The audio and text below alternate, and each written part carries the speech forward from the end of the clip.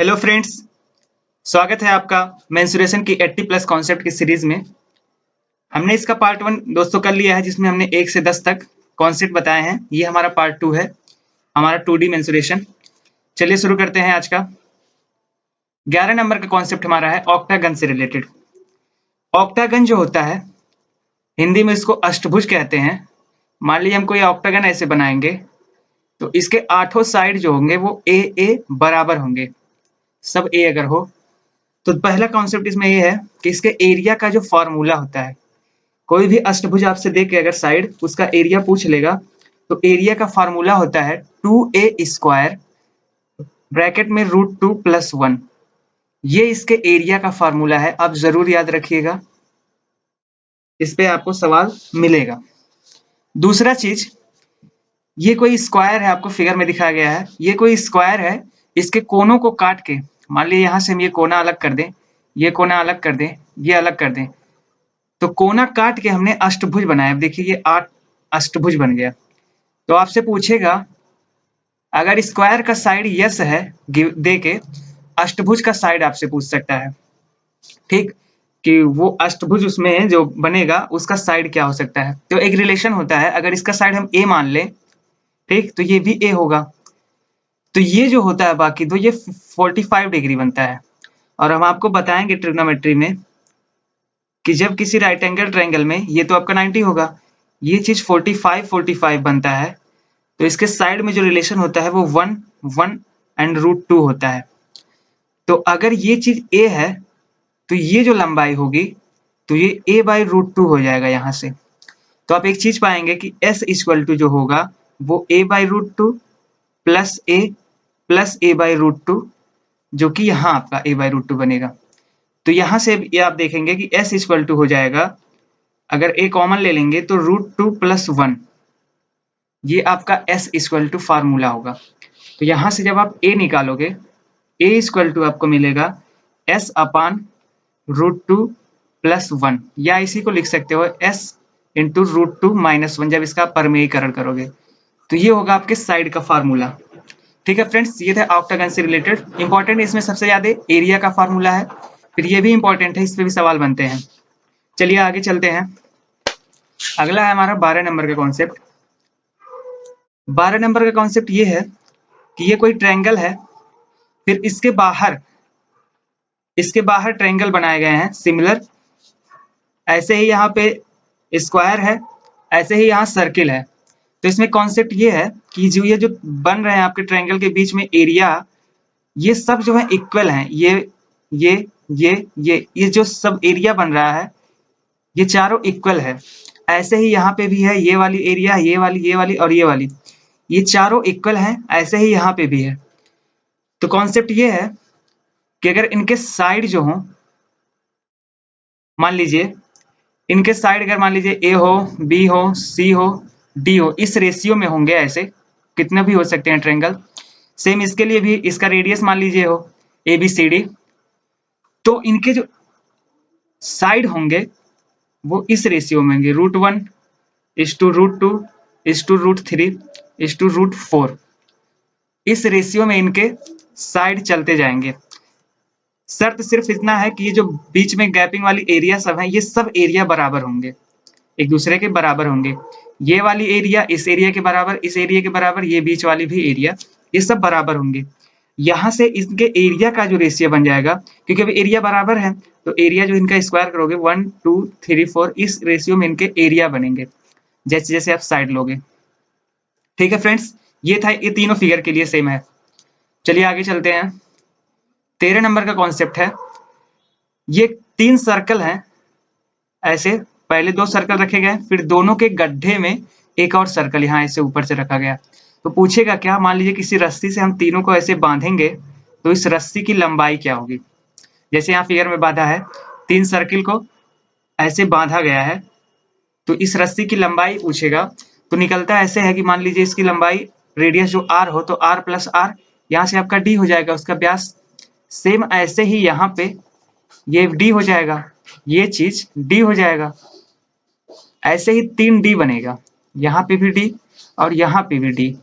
तो एक तो हो गया 3d, प्लस आप देखोगे क्योंकि ये जो समबाहु त्रिभुज बनेगा, ठीक, समबाहु त्रिभुज बनेगा तो ये जो आपके ये चीज लंबाई जो है 1/3 होगा, ये भी 1/3, ये भी 1/3, तीनों मिलके आपका 2πr बना देगा।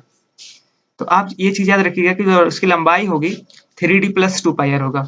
ऐसे ही आप यहाँ पे जब देखोगे ये लंबाई, ये आपका 1d, देखोगे 1d ये वाली सर्किल का हो गया, ये r और r मिलके 1d, यहाँ पे 2d, ऐसे ही यहाँ पे 2d, फिर यहाँ पे 2d, तो यहाँ से आपको 6d और प्लस ये चीज जो लंबाई होगी तीनों का मिला के ये आपका 2πr हो जाएगा सर्किल का परिमाप।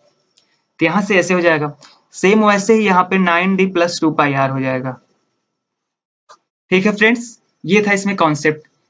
मैक्सिमम जो या मिनिमम कहिए लंबाई की जो रस्सी होगी, पहले 3 सर्कल हमने रखा, फिर इनके गड्ढों में 2 सर्कल रखा, फिर एक गड्ढा बना उसमें 1 सर्कल रखा। ऐसे यहाँ तीसरे फिगर में भी है। 14 नंबर है, ये कोई स्क्वायर है पहले जिसका साइड A है, स्क्वायर था, फिर हमने इसका सरकम सर्कल परिवृत्त खींचा है। परिवृत्त कैसे खींचा है, मान लीजिए इसका हम विकर्ण खींच दें तो आप a√2 ये हो जाएगा, आपको भी पता है। फिर इसका आधा जब आप करोगे तो a/2 हो जाएगा, मतलब a√2/2, तो ये चीज बन जाएगा a/√2, ये जो सर्कल का रेडियस बनेगा। तो यहाँ से आप देखोगे कि सर्कल का रेडियस जो बनेगा पाई a/√2 का स्क्वायर। तो अगर हम सर्कल में से इस स्क्वायर का निकाल दें एरिया, पूरे सर्कल में से इस स्क्वायर का एरिया निकाल लेंगे तो हमको शेडेड रीजन का एरिया निकल जाएगा। शेडेड रीजन का एरिया निकालने के लिए हम क्या करेंगे, a² इसमें से माइनस कर देंगे। ये था एक छोटा सा आपका कॉन्सेप्ट कि ऐसा कहीं फिगर आपको दिखे तो आप पूरे सर्कल में से इस स्क्वायर को घटा देंगे तो आपका शेडेड रीजन निकल जाएगा। इस पे आगे क्या कंसेप्ट बनता है देखिए 15 नंबर में, ये आपका स्क्वायर है जिसका साइड A है। हमने पहले क्या किया है, इसका सरकम सर्कल खींचा है परिवृत्त, फिर प्रत्येक साइड को हमने व्यास मान के इस पे एक अर्धवृत्त बनाया है। देख रहे हैं आपको जैसा फिगर में दिखाया गया है, प्रत्येक साइड को हमने व्यास मान के इस पे एक अर्धवृत्त बनाया है।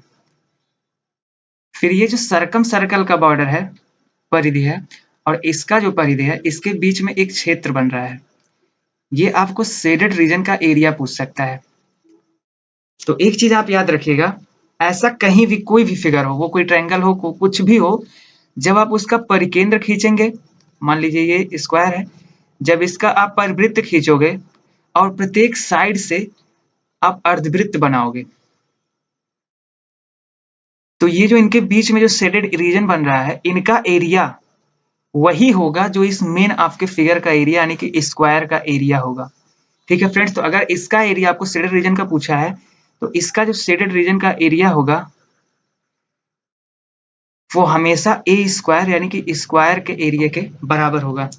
वैसे ही यहाँ देखिए ये कोई राइट एंगल ट्रायंगल है, हमने पहले मान लीजिए इसका परिवृत्त खींचा था, ठीक, फिर हमने एक इस तीनों साइडों पे जो है अर्धवृत्त खींचा, तो आप देखेंगे जो ये वाली साइड होगी इस पे अर्धवृत्त और परिवृत्त दोनों एक ही लाइन से जाएंगे, तो इधर का एरिया तो कट जाएगा। यहाँ पे जो बचेगा ये 2 ही शेडेड रीजन बनेगा, तो इनका जो 2 शेडेड रीजन का एरिया है वो आपका इसके एरिया के बराबर होगा, ट्रायंगल के एरिया के। ठीक है फ्रेंड्स, यहाँ से आप ऐसे निकाल सकते हो, अगर इसका एरिया A हो तो शेडेड रीजन का एरिया इस ट्रायंगल के एरिया के बराबर होगा। सेम वैसे ही षटभुज में जब आप देखिए ये आपका षटभुज है, पहले इसका हमने परिवृत्त खींचा ऐसे ऐसे, फिर हमने प्रत्येक साइड पे अर्धवृत्त खींचा है, तो इनके बीच का जो ये शेडेड रीजन है 6 मिला के, इन 6 का मिला के जो शेडेड रीजन का एरिया होगा वो वही होगा जो इस षटभुज का होगा। तो अगर षटभुज का एरिया मान लीजिए A हो तो उस शेडेड रीजन का एरिया भी A होगा, वैसे ही यहाँ ट्रायंगल में भी हो जाएगा। ठीक है फ्रेंड्स, इस शेडेड रीजन का एरिया वही होगा जो इस ट्रायंगल का होगा। चलिए आगे बढ़ते हैं। 16 नंबर का कॉन्सेप्ट है मोस्ट इंपॉर्टेंट। ये कोई आपका मान लीजिए क्वेश्चन आपके एग्जाम में आता है, ये कोई बगीचा है जिसकी लंबाई L है, चौड़ाई B है। हमने इसके बाहर क्या किया है, X लंबाई या x चौड़ाई, x लंबाई और x चौड़ाई, x चौड़ाई का समझ लीजिए कि एक रास्ता बनाया है बगीचे के चारों ओर, तो आपसे रास्ते का एरिया पूछेगा। तो रास्ते का एरिया का जो फार्मूला होगा, एरिया ऑफ पथ, ये जो होगा 2x ब्रैकेट में l plus B plus 2x, ये आपका शेडेड बोल रहे हैं, रास्ते का क्षेत्रफल हो जाएगा, या शेडेड भी बोल दे सकते हैं आप, ये आपका शेडेड रीजन है, इसका एरिया का फार्मूला हो जाएगा। वैसे ही 17 नंबर में है, मान लीजिए कोई बगीचा है, l लंबाई b, अब इसके अंदर आप x चौड़ाई का कोई रास्ता अगर बनाओगे चारों ओर, तब जो इसके एरिया का फार्मूला होगा, अब आप अंदर बनाए हुए हो, तब आप क्या करोगे, एरिया इसका जो पथ होगा वो हो जाएगा 2x l plus B minus का 2x। इसको आप ऐसे याद रख सकते हो, क्योंकि हमारा बगीचा तो बाहर से है, तो आप बाहर में से कुछ घटाओगे ये वाला चीज अंदर वाला, तभी तो ये रीजन आएगा। और वहां पे क्या करना है, वैसे ही वहां पे भी आप निकाल सकते हो। ठीक है फ्रेंड्स, ये इस वाले को आप ऐसे याद रख सकते हो, अगर माइनस प्लस में कंफ्यूज हो रहे हो तो। 18 नंबर एक और तरह से बनता है कि बीचों बीच से मान लीजिए हम बना दें ऐसे x चौड़ाई का एरिया, तो अगर ये l है, ये b है, और x चौड़ाई का हम बना रहे हैं रास्ता, तो इस तरह से, तो इसका जो एरिया होगा, एरिया ऑफ पथ जो होगा, वो होगा x ब्रैकेट में l प्लस बी माइनस का x। इसको तो आप ऐसे ही याद रख सकते हो कि जो इसका एरिया होगा, ये अगर लंबाई में, ये अगर x में मानूं, ये चीज x दिया है, तो इस चौड़ाई के साथ ये लंबाई आपका l है, तो lx, वैसे ही यहाँ इस चौड़ाई के साथ ये लंबाई आपका b है, तो प्लस एक्स बी, और यहाँ पे देख रहे हो आप डबल डबल एक्स स्क्वायर आ रहा है, इधर से भी एरिया, तो आप क्या करोगे, ये एक्स स्क्वायर आप माइनस कर दोगे, तो जब एक्स कॉमन लोगे तो एल प्लस बी माइनस का एक्स, ये आपका रास्ते का क्षेत्रफल हो जाएगा। चलिए 19 नंबर पे चलते हैं। ये है 19 नंबर का, ये कोई समबाहु त्रिभुज है, इक्विलेटरल ट्रायंगल। ये चीज केवल इक्विलेटरल में ही पॉसिबल है, कि जब आप इक्विलेटरल ट्रायंगल में एक अंतःवृत्त बनाओगे, तो ये जो तीन आपका एरिया इधर बच रहा है, इसमें एक मैक्सिमम एरिया का जब आप सर्कल बनाओगे, तो पहला चीज कि ये तीनों सर्कल सेम रेडियस के होंगे, सेम एरिया के होंगे। दूसरा चीज, पहले तो आप ये जान लीजिए कि इनके जो रेडियस का रेशियो होगा, अगर ये r हो और इसका स्मॉल r तीनों का हो, तो स्मॉल r इस टू कैपिटल R इस टू स्मॉल r जो होगा, वो इनका रेडियस 3:1 में होगा, पहला चीज।